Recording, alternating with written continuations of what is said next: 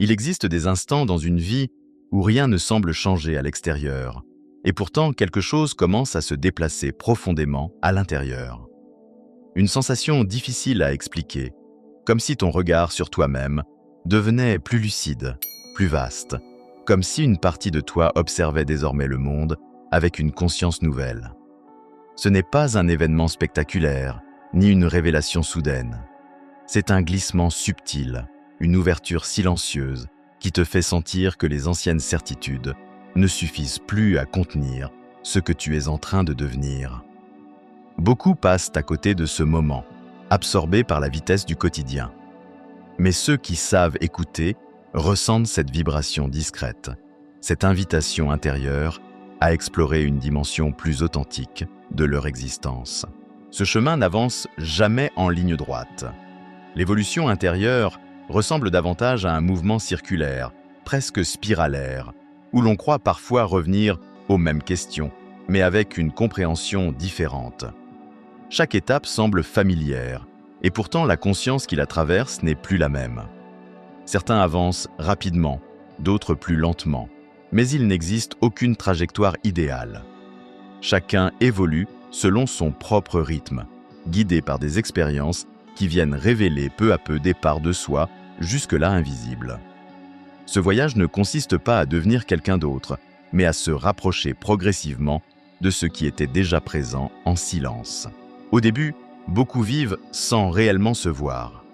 Les pensées dirigent les réactions, les émotions décident à leur place, et la vie paraît se dérouler comme une succession d'événements subis. On s'identifie à ses peurs, à son histoire, à ses blessures, convaincu que tout cela définit ce que l'on est. Les circonstances extérieures semblent avoir le pouvoir, et l'on avance en mode automatique, défendant une image plutôt que d'écouter sa vérité intérieure. Pourtant, même dans cet état, une question finit toujours par émerger. Une impression diffuse qu'il existe autre chose, que la version de soi que l'on montre au monde n'est peut-être pas la totalité de notre être. Puis vient une phase plus troublante, souvent mal comprise. Ce qui semblait stable commence à se fissurer. Les rôles que l'on incarnait perdent leur solidité. Les anciennes définitions de soi deviennent floues, et un sentiment de vide peut apparaître. Ce moment peut faire peur, car il ressemble à une perte. En réalité, il s'agit d'un dépouillement. Les couches construites au fil des années commencent à tomber, laissant place à un espace inconnu, mais profondément vivant. Ce n'est pas la disparition de qui tu es, mais la dissolution de ce que tu croyais devoir être pour être accepté ou reconnu. Et lorsque ce processus s'installe, quelque chose de nouveau émerge lentement. Un espace intérieur plus calme, plus vaste.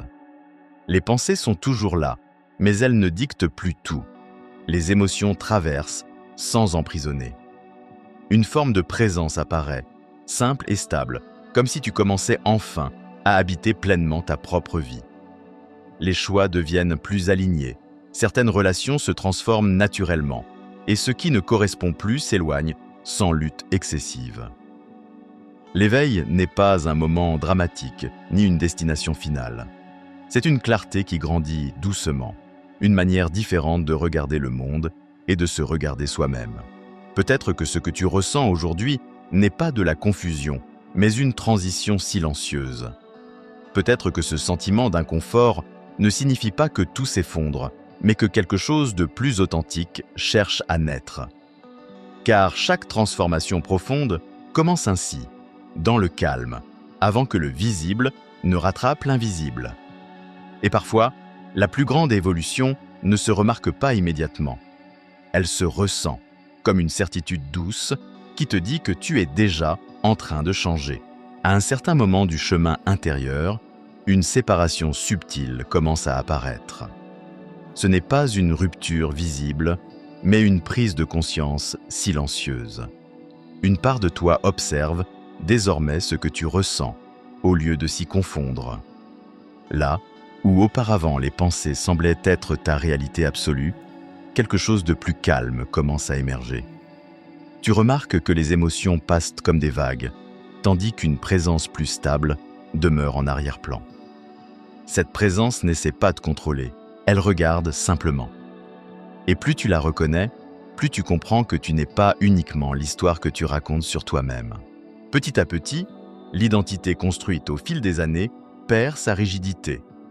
Tu réalises que ce personnage façonné par les attentes sociales, les expériences passées et les habitudes apprises n'est qu'une couche, pas ton essence. Cette compréhension n'arrive pas comme une idée intellectuelle, mais comme un ressenti profond. Les anciens récits perdent leur emprise. Ce que tu croyais définitif devient soudain flexible. Une nouvelle perspective s'ouvre, celle qui te permet d'observer ta vie avec plus de recul, sans être constamment aspiré par chaque réaction intérieure. Ce passage agit comme une bascule intérieure. Le regard change, la relation à soi se transforme et une curiosité nouvelle apparaît. Tu ne cherches plus seulement à survivre ou à maintenir une image cohérente. Tu commences à vouloir comprendre ce qui se cache derrière l'expérience humaine elle-même. Une question essentielle prend de la place. Qui suis-je réellement lorsque les rôles tombent et que le bruit extérieur s'apaise? Ce questionnement devient un moteur puissant, une force qui pousse à explorer plus loin. Alors commence une période d'exploration intense. Beaucoup ressentent une soif de comprendre, comme si quelque chose appelait à être découvert au-delà du visible. On lit, on écoute, on cherche des clés capables de donner du sens à ce bouleversement intérieur. Mais ce n'est pas une simple quête intellectuelle. C'est une recherche vécue avec le cœur, une tentative sincère de saisir le sens profond de son existence. Les enseignements, les pratiques spirituelles, les moments de silence deviennent des points de repère dans cette traversée. Chaque idée qui résonne agit comme une lumière discrète, confirmant que le chemin intérieur prend forme. Au fil de cette exploration, un sentiment étrange apparaît, celui de se reconnaître à nouveau. Certaines vérités semblent familières, comme si elles avaient toujours été là, simplement oubliées. Ce n'est pas une accumulation de connaissances qui transforme, mais une reconnexion intérieure. Les pratiques comme la méditation, la contemplation ou la prière ne servent plus à obtenir quelque chose, mais à revenir à un espace déjà présent en soi. Plus la conscience s'ouvre, plus la vie quotidienne commence à paraître différente, comme si un voile se soulevait lentement. Et puis vient une étape décisive, l'émergence du soi authentique. Ce moment n'est pas toujours confortable, car il oblige à laisser tomber ce qui n'est plus vrai. Les masques portés pour plaire, s'intégrer ou être acceptés deviennent lourds à maintenir. Ce qui était autrefois naturel, faire semblant, s'adapter, suivre des attentes extérieures, commence à créer une tension intérieure. Une honnêteté nouvelle s'installe. Tu ne peux plus ignorer ce qui résonne vraiment en toi. Cette phase ressemble souvent à un retour vers quelque chose de très ancien et très simple.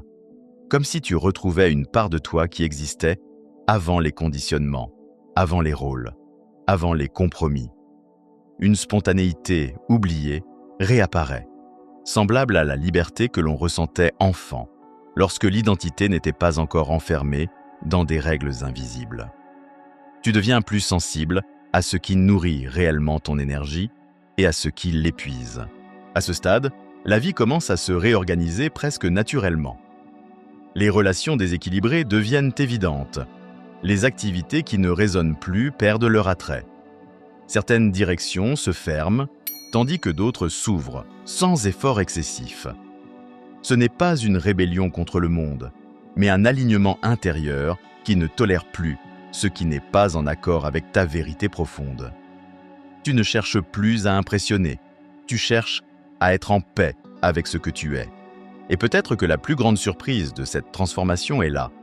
L'authenticité ne s'obtient pas en ajoutant quelque chose de nouveau, mais en retirant doucement tout ce qui n'était pas vraiment toi. Lorsque cela se produit, la vie devient plus simple, plus claire, et chaque choix semble émerger d'un endroit plus silencieux, mais infiniment plus vrai. À mesure que l'être authentique prend sa place, quelque chose devient impossible à ignorer. La voix intérieure cesse d'accepter les compromis silencieux. Ce qui était autrefois tolérable commence à peser. Les choix faits pour plaire, pour être acceptés ou pour rester dans le confort perdent leur sens. On ressent une pression douce mais constante qui pousse vers davantage de vérité.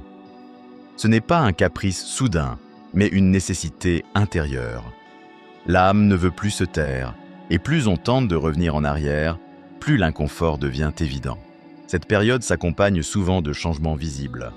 Certains quittent des environnements qui ne leur ressemblent plus, d'autres redéfinissent leurs relations ou modifient complètement leur manière de vivre. De l'extérieur, cela peut ressembler à du chaos ou à une rupture brutale. Mais intérieurement, il s'agit plutôt d'un réalignement profond.